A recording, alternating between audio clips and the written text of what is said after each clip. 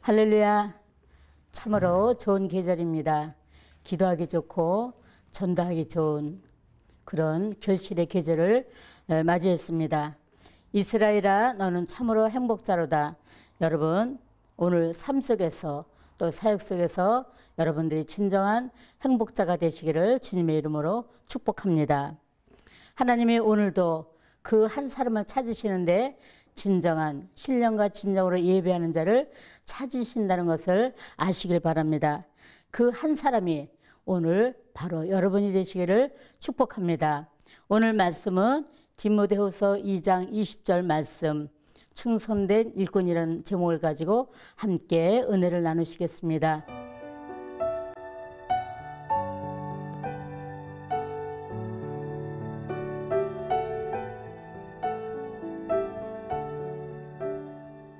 하나님은 작은 일에 충성할 때에 하나님께서는 상급이 주어진다고 말씀을 하시고, 오늘 우리 이 나라 민족, 우리 한국교회가 하나님의 많은 축복을 받았다는 것을 아시죠?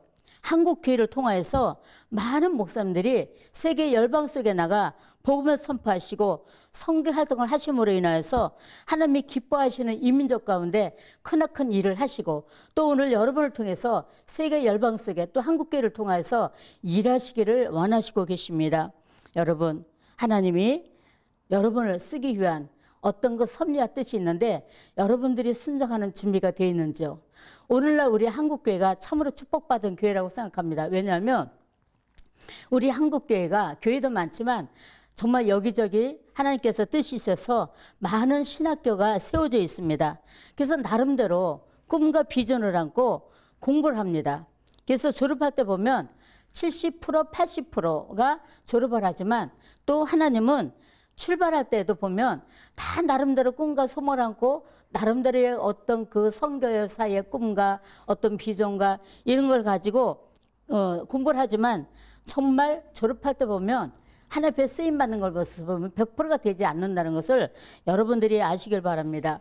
하나님이 여러분을 쓰실 때에는 어떤 지식이 많고 또 많이 배우고 또 지능이 뛰어나서 쓰는 사람은 극히 적은 수라고 저는 봅니다. 하나님은 가장 연약한 자를 들어서 하나님의 선교 활동에 일을 하게 계신다는 것을 여러분들이 아시기 바랍니다.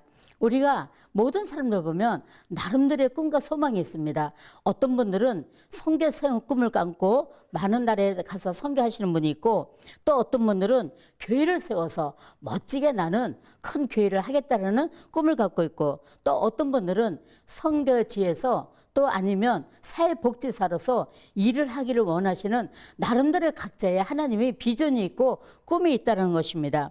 근데 이것을 우리가 신학을 공부할 때는 나름대로 너무나 꿈이 커요. 근데 현실 속에 보면 어느 날 자기가 주저앉아 있고, 어느 날 자신이 없고, 어느 날 보면 자기 자신이 너무나 작아져서 그 꿈을 포기할 때가 너무나 많다는 것을 볼 수가 있습니다. 제가 옛날에 그 초신자 때에 제가 구역을 이끌어 나갈 때가 있었습니다. 그 구역을 이끌어 나갈 때 보면 제 아래 그 밑에에 많은 구역장들이 있었는데 그 구역장들하고 늘 전도를 다니고 늘 신방을 하다 보면 우리가 그 어느 권사님이 계셨어요. 근데 권사님이 기도도 잘하고 참 열심히인 권사님이 계셨는데 꼭 대표기도를 시키면 이 권사님이 뭐라 그러시냐면 어느 가정에 가서 저 꼭 대표기도 시키지 말라고 그러십니다. 그러면 제가 권사님 그것도 교만입니다라고 제가 말할 때가 있어요. 하나님은 여러분이 잘하고 못하고 이걸 떠나서 여러분 마음속에 믿음 속에 오로지 말씀 앞에 예하고 순종하는 것을 가장 기뻐한다는 것을 아시기를 바랍니다. 아멘. 오늘 주님께서 여러분에게 행복자라고 말씀하신 것처럼 여러분들이 하나님은 행복하길 원하신다는 것입니다.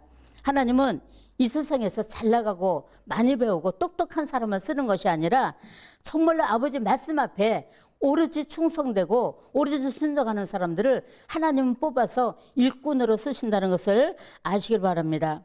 하나님은 연약함에도 불구하고 또 부족함에도 불구하고 또 많이 못 배웠어도 하나님은 내 것이라고 불러주셔서 하나님의 종으로 여러분을 불러서 쓰신다는 것입니다. 여러분, 이사야서 43장 보면 내가 너를 불러 구속하여 하나님께서 내 것이라고 불러주셨다고 말씀하셨습니다. 또 물 가운데 지날 때 침몰하지 않게 하시고 막아주시고 또 불 가운데 지날 때도 타지 않게 하신다고 말씀해 주시고 있습니다.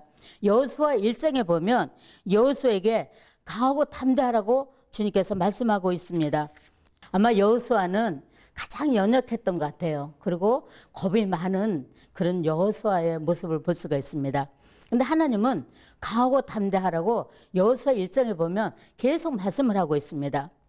하나님은 저와 여러분을 쓰기 위한 어떤 작전과 어떤 계획이 들어가시는데 하나님은 꾸준히 우리는 연약하다 그러지만 하나님은 여러분을 불러서 강하게 훈련시킨다는 것을 아시길 바랍니다. 출애굽기 4장에 보면 하나님이 모세를 이스라엘 민족을 구원하고자 하나님께서는 모세를 택하십니다. 하나님이 분명히 여러분을 부르실 때는 뜻과 섭리가 있다는 것을 아시기 바랍니다. 여러 가지 훈련과 고난과 아픔과 어떤 그런 것을 거치면서 하나님은 하나님의 백성들을 구원하기 위해서 하나님은 일하십니다. 오늘 하나님께서는 모세를 통해서 내 말을 하나님께서 모세를 불렀을 때 모세가 이렇게 말합니다. 하나님, 내 백성들이 내 말을 듣지 않으면 내 거 어찌 하리오이까 이렇게 말합니다. 그러면서 하나님은 모세를 통해서 여러 가지 기적을 보이십니다. 두 번째는 하나님이 또 부르십니다. 모세야. 그러나 모세가 또 두 번째 변명을 하는데 나는 도저히 입이 뻣뻣해서 나는 도저히 내가 할 수 없습니다라고 또 고백을 합니다. 그럴 때에 하나님은 또 세 번째 하나님 묻습니다. 누가 네 입을 지었느냐? 누가 눈이 장님되게 했으며 귀머거리가 되게 하였느냐? 누가 소경이 되게 하였느냐? 그것은 나 여호와가 아니냐? 내가 네 옆을 할 때 내가 너를 도와주리라. 할렐루야. 이렇게 말씀하시면서 모세에게 사촌형인 아론을 붙여서 같이 동역하게 하는 것을 볼 수가 있습니다. 여러분, 우리가 못해요, 안 해요, 우리가 이러는 것은 이건 하나의 변명이라는 것입니다. 하나님은 내가 못하지만, 내가 연약하지만 하나님은 나에게 동역자를 붙여서 여러분들을 쓰기 위한 어떤 계획이 있다는 것을 분명히 아시고 힘을 내고 달려가시기를 주 이름으로 축복합니다. 아멘. 그랬을 때에 모세가 그래도 또 변명을 합니다. 주님, 보낼 만한 자를 보내소서. 그럴 때에 하나님은 그의 고백 속에, 연약함 속에 그 고백을 기뻐 받으시고 일할 수 있는 그 계획을 세우셔서 그 아론을 통해서 일하는 것을 볼 수가 있습니다. 오늘 모세의 고백이 혹시나 여러분 고백이 되지 않으셨나요? 여러분 자신이 연약하다고 생각하지 않으셨나요? 또 여러분 자신들이 나는 못해요라고 말하지 않으셨나요? 그러나 하나님은 여러분에게 강하고 담대하라고 말씀하십니다. 그래서 하나님은 여러분을 각자 뽑으셔서 일하시기를 원하신다는 것을 믿으시길 바랍니다. 오늘 본문을 보니 큰 집에는 여러 가지 그릇이 있는데 기히 쓰는 그릇도 있고 천이 쓰는 그릇도 있고 금그릇도 있고 은그릇도 있고 또 나무 그릇도 있고 질그릇도 있다고 합니다. 큰 집은 교회를 뜻합니다. 그리고 단체를 어느 단체도 뜻하고 어느 또 사회의 어떤 직장도 말을 하기도 합니다. 여러분, 어떤 직장이나 사회나 교회나 다 하나님은 자기의 책임이 있습니다. 우리가 가정을 보더라도 가정에 아빠의 역할이 있고 엄마의 역할이 있고 또 자녀의 역할이 있습니다. 그러나 각자가 맡은 그 역할 속에서 자기의 일을 충실히 해나가면 되는데 엄마 아빠가 바뀌면 안 되고 또 자녀와 자녀와 부모의 관계가 깨져서도 안 된다는 것입니다. 또 직장 안에서도 똑같은 거죠. 사장이 있으면 그 밑에 직원들이 연합하여서 하나가 되어서 그 일을 해나가는 것을 볼 수가 있습니다. 하나님은 여러분이 어느 현장에 있든지 간에 최선을 다해서 하는 것을 원하시고 계시다는 것을 아시지 않습니까? 그 큰 집은 교회를 뜻합니다. 오늘 교회에 금그릇도 있고 은그릇도 있고 또 질그릇도 있고 또 나무 그릇도 있고 여러 가지 다양한 그릇이 많은 것을 우리가 볼 수가 있습니다. 또 크기도 큰 그릇이 있는가 하면 작은 종지도 있다는 것을 볼 수가 있습니다. 근데 여러분들이 우리가 교회에서 보면 내가 다 큰 그릇 되기를 원합니다. 우리가 작은 그릇 되기를 원잖아요. 누구나 큰 그릇 되어서 또 열심히 다 존귀하게 쓰임 받기를 원하는 것이 소망이고 꿈인 것입니다. 그러나 우리가 하나님은 금그릇이라는데 금그릇은 변질이 되지 않는 것입니다. 하나님은 금그릇을 좋아합니다. 우리가 늘 변함없이 하나님의 사역 속에서 우리가 교회 안에서 같이 협력하여 일을 원하는 것을 하나님을 받으시기를 원하신다는 거죠. 그러나 우리가 금과 같은 신앙보다는 나무 그릇, 어떤 깨어지기 쉬운 그런 질그릇이 너무나 많다는 것을 볼 수가 있습니다. 우리가 어떤 그릇이 됐든지 간에 아버지 앞에 말씀 앞에 우리가 순종하고 믿음으로 결단하고 나가는 것을 가장 기뻐한다는 것을 아시기 바랍니다. 여러분, 하나님도요 순수한 사람을 좋아해요. 우리 사람들도 우리가 사람 알면 순수한 사람을 좋아합니다. 그리고 우리는 편안한 사람을 좋아합니다. 그렇잖아요. 우리가 사람 관계 속에서도 나가 편안한 사람을 좋아하지 까칠하고 이렇게 변질이 많은 사람은 우리가 친구도 될 수가 없다는 것을 볼 수 있습니다. 우리가 하나님의 나라에 하나님의 종 일꾼도 하나님은 변치 않냐고 늘 부족한 건 알지만 순수한 믿음 속에서 하나님의 사역을 간다는 것을 하나님은 가장 기뻐하신다는 것을 아시기 바랍니다. 고린도서 12장 28절 보면 오중직이 있습니다. 사도, 선지자, 목사, 교사, 가르치는 자 이렇게 각자 주어진 사명이 틀리다는 것입니다. 우리가 목사라는 하는 것은 하나님이 교사라는 것은 어떤 능력과 병 고치는 것과 또 많은 은사를 줘서 쓰기를 원하시는 거죠. 그리고 각각 믿음의 분량대로 하나님을 일을 하시기를 원하십니다. 여러분들이 받은 은사대로, 여러분들이 받은 믿음대로, 여러분들이 받은 그 각가지의 그 소원을 가지고 아버지 앞에 최선을 다해서 일하신다면 그것이 최선이라고 봅니다. 우리가 어떤 그릇인지 간에 그 주인의 쓰임받기에 합당한 그릇이라면 제일 좋은 그릇이라고 저는 생각합니다. 여러분, 하나님 앞에 항상 존귀하게 쓰임받기를 주님의 이름으로 축복합니다. 여러분들이 정말 귀하게 쓰임받는 여러분들이 그릇 되기를 주님의 이름으로 축복합니다.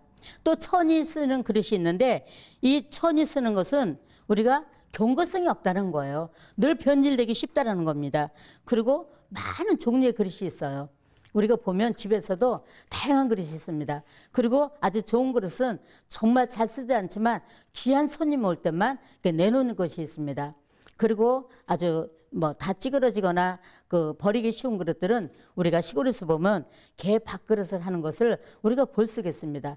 그래서 여러분들이 이 시간에 한번 여러분 자신을 진단해 보시기 바랍니다. 나는 과연 금그릇인가 은그릇인가 또 나무 그릇인가 또 질그릇인가 내가 변질되기 쉬운 그런 어떤 경고성이 없는 그런 그릇인가 내가 아버지 앞에 정말 말씀 앞에 순종하는 자인가 아니면 불순종하는 자인가 또 교회 안에서도 우리가 목사님 말씀 앞에 우리가 또 많은 교회의 성도들 간에도 과연 내가 많은 융화성을 갖고 있는가를 여러분 자신들이 한번 진단해 보시기를 바랍니다.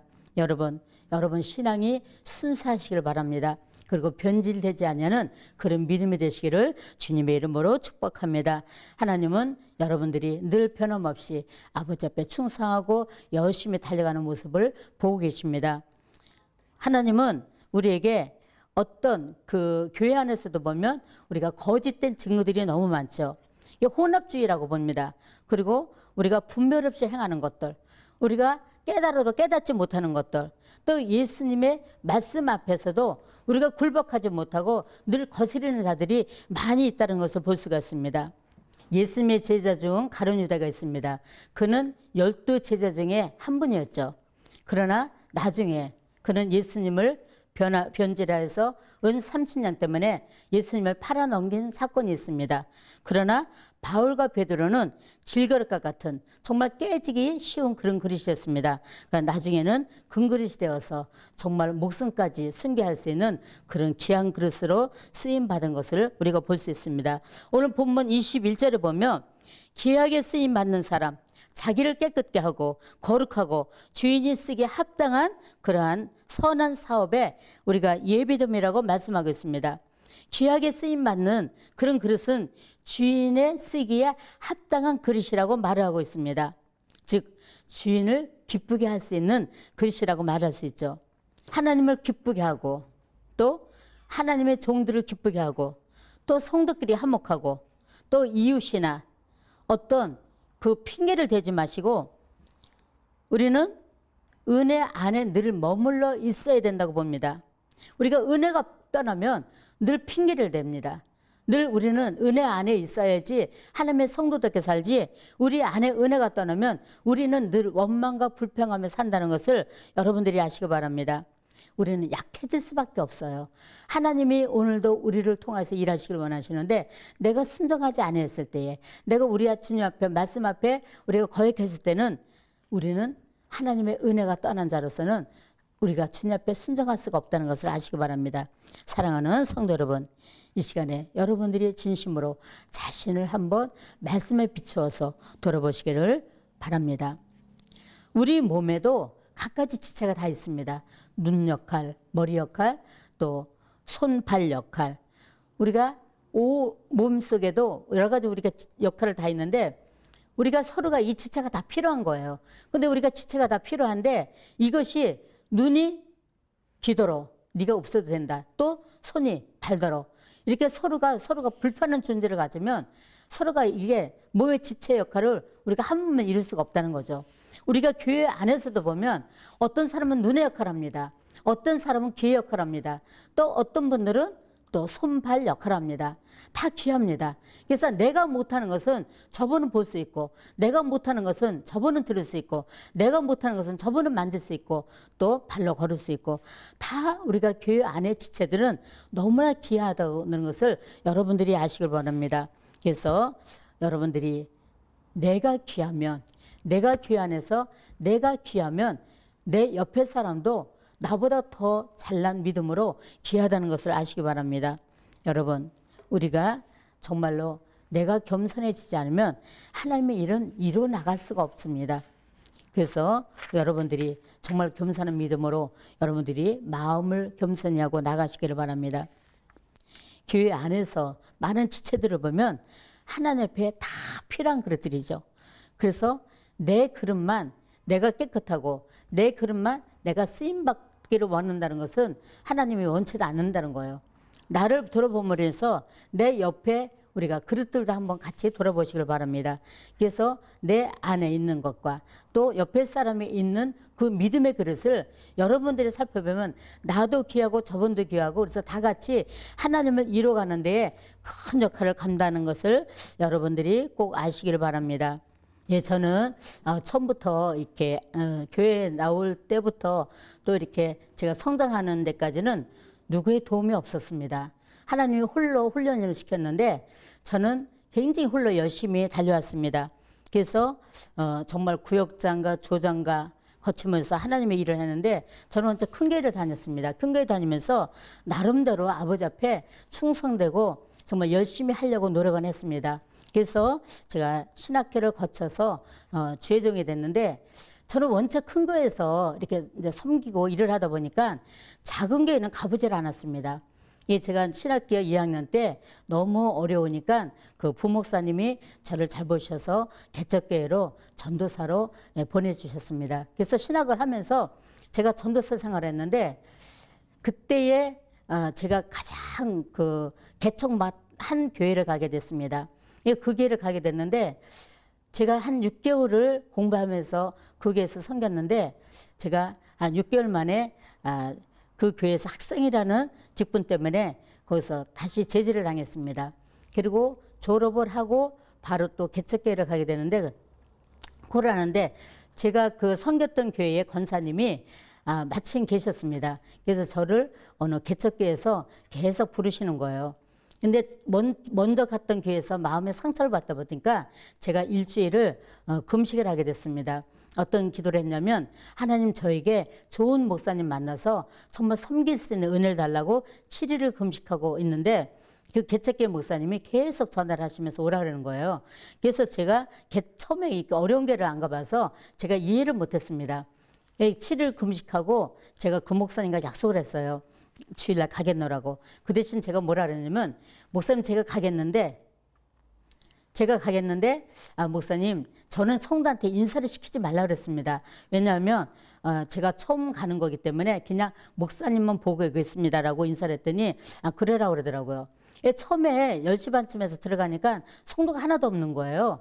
그리고 어서 신음소리가 나는데 그 작은 교회에 목사님이 강단에 엎드려서 그냥 주여 주여 하시고 그냥 신음만 소리 나더라고요. 그래서 의자에 앉았는데 눈물이 확 쏟아지는 거예요. 그 목사님의 정말 쉬는 소리 같이 그냥 주여 주여 하고만 앉아 계시는데 제가 마음이 울컥하더라고요. 그러면서 한 10명이 앉아서 예배를 드리게 됐는데 그날부터 하나님은 저를 그곳에 묶어 놓으셨습니다. 근데 개척한 교회고 누가 섬김이 없었어요. 강대성에 물도 떠놓는 사람 없었고 또 강대성에 방석이 있는데 그 어머니 권사님이 결혼할 때 온 방석, 너무너무 오래된 방석이 그대로 깔려 있는 거예요.